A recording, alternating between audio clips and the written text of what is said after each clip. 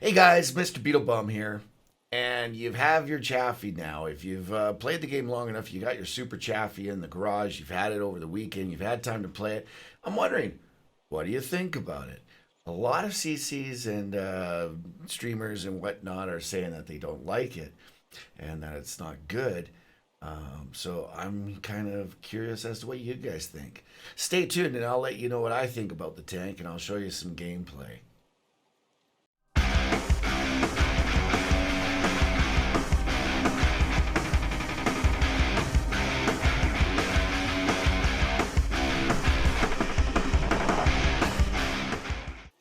All right, so you've had your Chaffee in the garage over the weekend. You've been playing it a bunch, and I'm guessing you either like it or you hate it. What a stretch. Anyways, I like it. I like it. I like it a lot, actually. I think it's a real good tank. I'm very happy with it. Over the moon. And I'll tell you why. First of all, there's a couple things that I've been noticing. I decided, at first I was going to rush this video out and let everyone know, be the first. And I said, nah, I'm not going to do that. I'm curious what other people are thinking. Right away, once I got into it, I started realizing I think this is going to be a bit of an issue for a lot of players. And sure enough, I'm seeing, tons of super chaffies the first day it comes out and over the weekend. Tons. You know what I'm talking about. There's tons of them out there. But I'm seeing a lot of them with no tank skins or camo. And just by the way they play, it's kind of really obvious where there's a lot of them where people just got their Chaffee and they just took the crew that came with it at 100% and started training up. In other words, they didn't prep for it. And as you see right up here, you're going to see my crew skill. And I have that there for a reason. I made sure that I put part of the video is of me in my garage here with the Chaffee and its crew. Okay. And I did that because this is something that I always preach when I'm talking during streams or YouTube videos. I always keep saying, guys, it's if you're going to play a light tank, or as I call them, scouts, you have to make sure that you have real good crew skills. You have to get your crew skills up because it's the only thing that's going to give you an advantage over the other scouts out there. And if you're not up to the level of what they have in regards to crew skills, brother, you're going to be a handicapped player. Meaning you're just going to not be able to perform as well as they are because they're going to outspot you right away. So what we were doing, and I made a video about it, and we talked about it on stream. You guys already know. I played my American T-78 tank destroyer, and I used that for a crew trainer, and then brought them over into the Super Chaffee that you see right here. So this is a normal setup. We're working on finishing our 4th crew skills. This is when I say, okay, you're definitely ready to rock and roll. Like you should have. Like it's better to get more. And especially depending on how the crew loadout is, meaning does your commander have the situational awareness and all the radio operator stuff, or do you have a separate radio operator? Where, as you see here, we do have a separate one. So because we have a separate one, that means that my radio operator here can have situational awareness down at number 2, and my commander can have it at number 3, right behind Sixth Sense, of course. So we've got the view range all maxed out. We've got the concealment almost maxed out. You can see that there's 2 of them here that are both just finishing off like 84% and 71%. So they're close. So anyways, those are the 2 things that I've noticed about it. Not a lot of crew skins and not a lot of crew skills. This is just guessing though, and it's by years of playing the game and just looking at how the enemy tanks or even the guys on my own team are playing, and it's kind of obvious. Then there's one more thing. A lot of people are talking about how bad this tank is because of the gun. A lot of people are basically just dissing it because it's not, it doesn't have good DPM and all that kind of stuff. Here's the thing that really confused me. One of the biggest guys out there in the market, we all know who we're talking about, the big man himself. Well, he made a review on this tank, and he used the T37, which is fine, and then also use the Crumbo B. I'm like, dude, you're obviously looking the wrong way. You're thinking of this thing as a brawler. Guys, let me tell you, this is not a brawler, okay? You're going to see in the gameplay that I have where, yeah, actually, the gameplay I have, it's kind of funny. I'm talking about how it's really a scout, but yet in this one match, it just, it was crazy. We got lucky. Things kind of all just happened to fall in place, I guess. And yeah, we had a real good game. But the reality is I've been having a lot of games. Let's check it out, man. 61% is the win rate on this thing. And we're doing really good with it. And it's simply because I'm playing as a passive scout up front, like at the beginning. Take this thing out. It's got great concealment numbers, guys. It's got great view range. Is it the best? No, it's not, of course, but it's really good.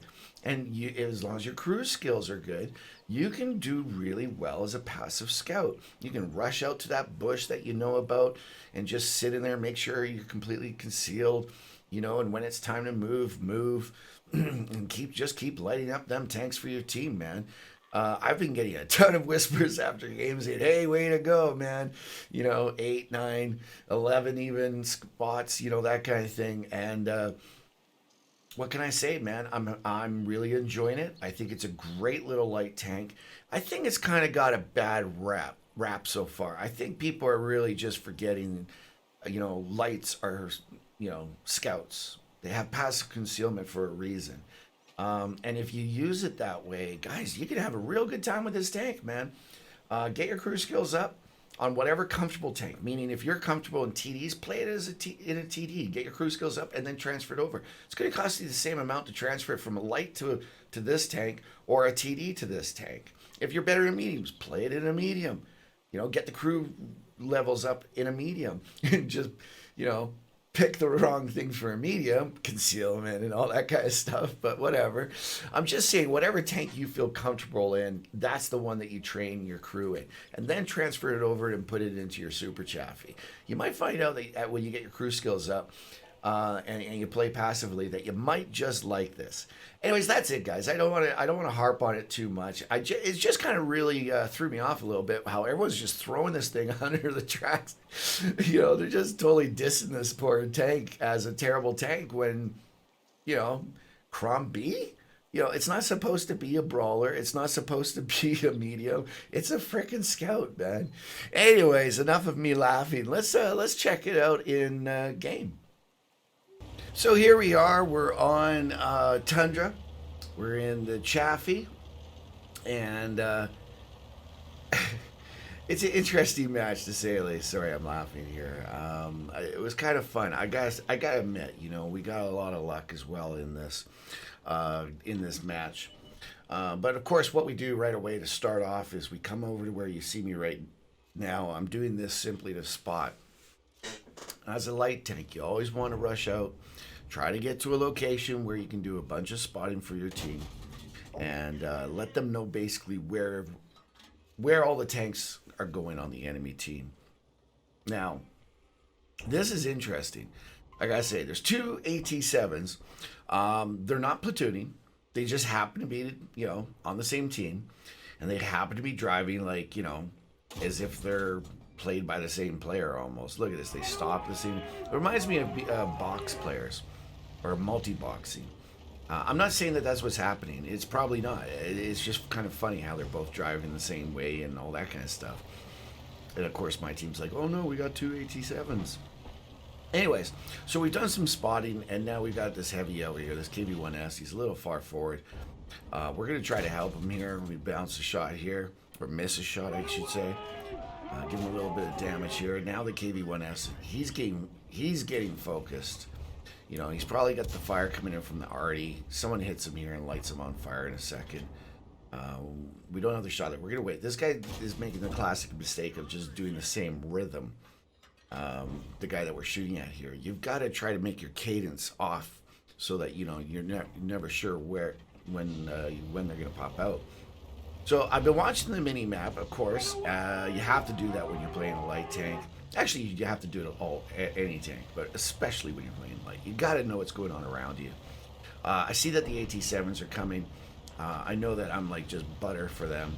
So I'm out of the way. The KV-1S, he's very focused, unfortunately, on one tank. Someone finally kills the Crusader, and he just doesn't have time to move away. He's already been whittled down to next to nothing. So now it's me and an A46. I see that there's an A46 here who's trying to snipe at him. And for some reason, this AT7 is not reacting. He's not tracked or anything, he's just not reacting. So that's one point where we got lucky. So we're just going to go in here. We're going to try to, finish him off. The Artie's going to take him out here in a second, I believe. Boom, baby! There you go. Move on to the next one. Rinse and repeat. We're still tied 3-3. Now they're ahead. So, it's time to start moving here. Now, I noticed that we've got a T-29 over there. So what I did is I positioned myself. I'm not sure if you saw. I positioned myself so I was behind the AT-7. And once I saw that he shot, then I pulled back here. Now we got a Super Chaffee coming up. Tried to get a shot over top of the dead AT-7 to start with, but it didn't work. He's looking over at the 46 there. So we go up and down, give him a couple shots. The fact that he doesn't have a camo skin or anything on his tank makes me think that, this might be a new player, and, unfortunately we bully him. And there's nothing wrong with that. When you know that you got, the advantage over someone, this is a game. You use that advantage. Artie missed me. Now check this out, guys. I saw an Artie go over to the side. So boom, all of a sudden, wow, okay, boom. Oh, wow. Two Arties, man, sitting on the TD nest. I gotta say, I don't think I've ever seen that before. And I'm like, this is easy damage, man. So we just drive up, boom, one Artie down, two Artie down. And nice little spin there to turn around. Now the A46 kind of confused me. You can see where the M44 was last seen over here, but he's rushing over this way. I'm thinking, wait a minute, okay, I'm gonna go help him. What's he doing? And right about here I realize, oh no, he's just thinking that the Artie's over there. So put on the E-brake, come back over here, and now right there, this is when I realize I'm turning my camera so I can, or the mouse so I can see where the heavy's coming in, that KV2. So we're aware of that. Now this guy's got camo on. He seems to be, a smarter player, not going up on the TD thing. And I don't think you see it here, but right here I give him a little salute. And I'm just waiting to see what he does. I'm not going to shoot him right away. And then once he gets to the point where he's about to shoot me, boom, we finish him. And we get it just in time, or else the Artie would have got a shot there. I mean, right now we're sitting at, if you can see it up in the top over that way, we're sitting at 13,000 win 8. I mean, like, that's why I laugh about the need to pad it with lights. I mean, it's just donkaless, man. It's crazy. So right here, I'm gonna get hit. Boom! Wasn't really too worried. I knew that the KV2. I was pretty confident that he wouldn't be able to one-shot me there. Maybe it was just being cocky. I don't know, man. So now I wait for the A46 to come around. Bam, a shot. Now he's looking away. We finish him off. Teamwork. Now I noticed that I know that the T150 is going to be coming down off of the hill here. So I basically take a second here just to stop and type in chat. The game's done. We're just wrapping it up. I said heavy is coming back to their base. Need help. Almost dead now, meaning I'm a one-shot. Sneeze on me and I'm dead. 29 hit points. That's basically what it is, literally. And my tank would just fall apart. So anyways, I decided, okay, it's really just me. And unfortunately, I didn't notice the A46 was going in. I would have told him, hey, hold on. But he's going in, trying to get some damage there. And unfortunately, he got killed. Just one versus, too many tanks. 1 versus 3. So I see the Yag Panther is up on the hill there. I was hoping he'd come up to the top to snipe, but, at this point I'm thinking, oh, okay, well, what am I going to do? No reason to spot here. Then I realized the ISU's going over the bridge. I'm like, oh, shit, wait. And so now I'm trying to get over there before he does, just to simply try to help him out, man. I'm not in damage mode or anything here. I'm thinking, okay, guys, let me help you here. Let me get a shot or a spot for you. So right away, we don't know where exactly they are. So I go up to one of these bushes. which I highly recommend. It's always good. Just sit in a bush, use your concealment, and just wait for them to make the bad move. The T-150 was last spotted in the very back, and I was guessing that he was still here. And I was pretty sure that these guys were where they are on the mini map, the last spotted location. But I wanted just to see, and there you go. There's the SU. I could go rushing up there and go for damage, but again, because I'm just a one shot, I know the Yag Panther should be able to get a shot on him, and there you go, right there. The Yag Panther gets a shot while he's reloading. He already hits him again. Sorry, you know. Maybe I should have let him shot or something. I don't know. But anyways, when you're playing, you're just in the mode. But now I remember I was feeling bad about it here. And so I'm like, okay, let's just spot this guy. We got him. He's looking. We're just going to basically just play here. I know the TD's coming right up behind me. Can we track him? Nah, why bother? The guy's down, the Egg Panther's right on me. And there you go, Treads. Get the kill shot. Finish the game. And that's it. All right, well, as you can see up here, the battle went really well. We got our first star. Yay. No big deal. We got a master class, and and a whole bunch of other stuff, and a bunch of credits, and a real good amount of XP, actually. We basically were able to interact with almost all of the enemy. We gotta love those kind of gotta love those kind of games. And let me just go up to the next page here. I'll just put it like that. There you go, team score. So yeah, the M24E2. Geez, why don't you just call the super Chaffee? Why do we have to have an M24E? Anyways, I'm never going to remember that. It's just going to be the super Chaffee to me. So anyways, we ended up with 2,130 damage, some crazy win 8, 5 kill shots, and the best part, because of the Polar Express marathon, as I'm calling it. Anyways, yeah, 13, just over 1,300 XP. So that's actually was a real bonus. And then what did we profit from the game, you ask? Not bad. After everything, we ended up making 61,000, and that, of course, is with the premium accounts. That's why we're able to get that much. But overall, guys, I would really let's just get off that. Anyways, overall, I would have to say that I'm very impressed with the Super Chaffee. Thank you very much, War Gaming. I think it's a great addition to the garage. Just like the T50-2. Fuck, I love that tank. And also the Super Hellcat. The Super Hellcat, man, guys, we all, I think most people are now really cool with it and are enjoying it. It took a while. Especially, I gotta say, when we first got it, I did like it. I kept saying, guys, you just gotta understand, it's not gonna be what the Hellcat once was. Meaning, they're never gonna give us the speed back. If you were lucky enough to play back when the Hellcat was super, before the Nerf bat hit it to death, then you know what I'm talking about, and you probably enjoyed that tank a lot because it was crazy good.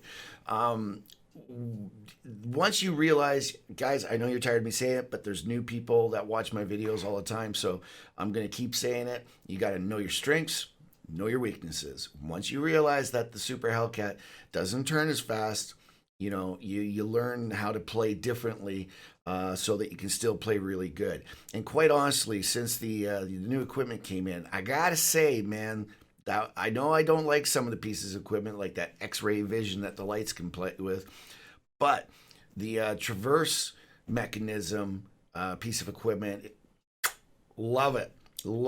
Throw that in a turbo and maybe a camel net or a sniper or something into a Super Hellcat, and you'll love it. But anyways, back to the Super Chaffee. Guys, as a scout, this tank is really good. So if you want to play it as a brawler, have at it. We had a good game here that is basically a brawling game. And as a actual scout tank, if you do it, if you get your crew skills up, you get a camo skin on that tank, and play it like a passive scout. If those three things are happening, guys, I think you'll really like the Super Chaffee. Till next time, guys, take her easy, have fun. Have fun with the, as I call it, the Polar Express marathon for the yet again another Russian medium tank. I don't have time to finish it. I already know I won't be finishing it. I am super stoked though about we're right around the corner from the Christmas event, winter ops, whatever we're calling it this year. I don't know, but I just love it. I love the fact that I love the loot boxes. I love the skins that the tank skins you can get throughout the event. I love the bonus XP and credit potential that you can get by doing all the ornaments on the trees and everything else in your garage. I'm really looking forward to that. When we get some more information, we'll definitely make a video about it. Until the next time, guys, I'm Mr. Beetle Bum. You guys are the best. Thank you for all the subscriptions, man, and the support. I greatly appreciate it. Until next time, guys, I'm out.